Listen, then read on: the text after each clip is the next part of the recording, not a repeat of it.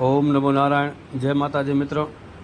આજે આપણે દર્શન કરવા આવ્યા છીએ નેપાળની અંદર. રાજા જનકજીનો મહેલ જે છે એના આપણે આજે દર્શન કરશું. સાથે સાથે જ્યાં ભગવાન રામ તથા માતા સીતાજીનો જ્યાં લગ્ન થયા હતા એ જગ્યાના પણ દર્શન કરશું. જે જગ્યા ઉપર ભગવાન રામ અને જાનકીજીનું મંદિર પણ આવેલું છે. આ બધાય જગ્યાના આપણે દર્શન કરીએ અને રાજમહેલની અંદર આવેલા એક મ્યુઝિયમ તથા એ જમાનાના જે ગીત ચિત્રો છે તેની પણ મુલાકાત લઈએ. આપ જોઈ શકો છો તો કેવો બધો મોટો આ મહેલ છે. બહારથી કંઈક મહેલનો આવો નજારો છે. અંદર શ્રી જાનકીજીનું મંદિર આવેલું છે.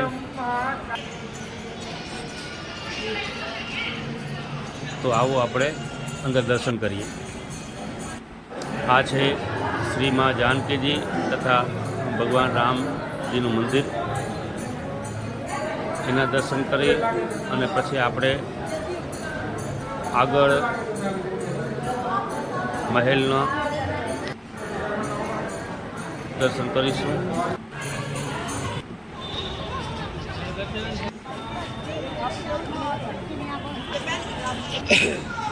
આગળ મહેલમાં આપણે અંદર પ્રવેશ કરતાની સાથે જ મા જાનકીજીનું મંદિર આવેલું છે. મા જાનકીજીના આ ભવ્ય મંદિરની પાછળ જ સુંદર મજાનું મ્યુઝિયમ આવેલું છે, જ્યાં જે તે સમયમાં જે ઉપયોગમાં લેવાતા ઘરેણાઓ, પોશાકો વગેરે વગેરે ચીજ છે તે આપણે દર્શન કરીશું. આ એ જ મહેલ છે જ્યાં ભગવાન રામ અને માતા સીતાના લગ્ન થયા હતા. આ એ જ મંડપ છે જ્યાં માતા સીતાએ ભગવાન રામની સાથે મંગળ ફેરા ફર્યા હતા. મા જાનકીજી અને ભગવાન રામ તથા ચારે ભાઈઓના લગ્ન અહીં થયા હતા. સુંદર બગીચો બાજુમાં આપ જોઈ શકો છો. અને આ મહેલની અંદર જ એક મ્યુઝિયમ આવેલું છે.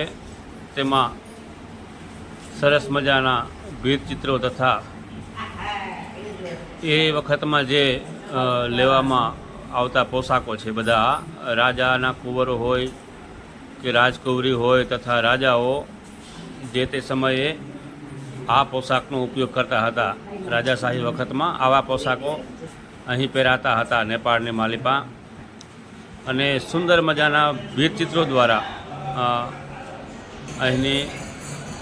અહીંનો જે ઇતિહાસ છે એ સુંદર રીતે દર્શાવવામાં આવ્યો છે કે કઈ રીતે રાજા જનકજી ખડથી જમીન ખોદતા હોય છે અને મા સીતાનું પ્રાગટ્ય થાય છે. આ સુંદર મજાનું અંદર મંદિર આવેલું છે. ત્યાં અવિરત ભગવાન શ્રી રામ તથા માતા સીતાના ભક્તિરૂપી ભજનો અવિરત ચાલુ રહે છે અને લગ્ન ગીત ત્યાં રહેલા ભક્તો અવિરત ગાતા હોય છે. આ મહેલની માલિપા આપ જોઈ શકો છો કેવા સુંદર મજાના ભીંતચિત્રો છે. એ ભીંતચિત્રો દ્વારા બધા અહીંનો ઇતિહાસ એમાં કઢાવવામાં આવ્યો છે. આપ આ મ્યુઝિયમમાં જોઈ શકો છો કઈ રીતે જમીનમાંથી મા જાનકીજી પ્રગટ થાય છે અને રાજા જનકજી એમને પોતાની સાથે લઈ જાય છે. ભગવાન રામ સાથે એના લગ્ન થાય છે. એ બધાય સુંદર મૂર્તિ દ્વારા અહીંયા આલેખવામાં આવ્યા છે. આ વૈદેહી તથા મૈથિલી ભાષામાં સુંદર એની રજૂઆત છે.